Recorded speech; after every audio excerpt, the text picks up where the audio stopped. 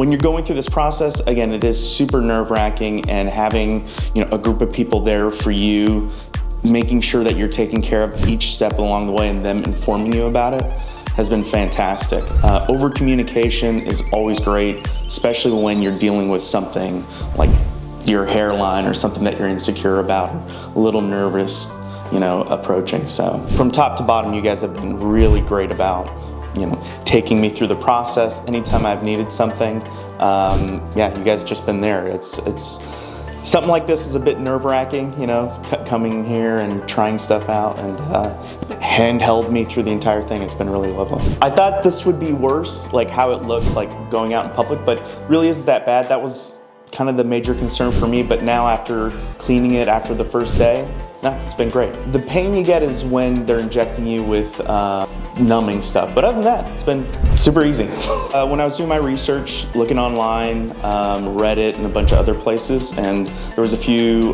people that came here and they had great experiences, open to talk about it. Yeah, so it just seemed like the obvious choice.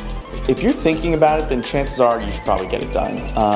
You know, this, at least for me, it was an insecurity, and a lot of that stuff kind of got dispelled as I've been through this process.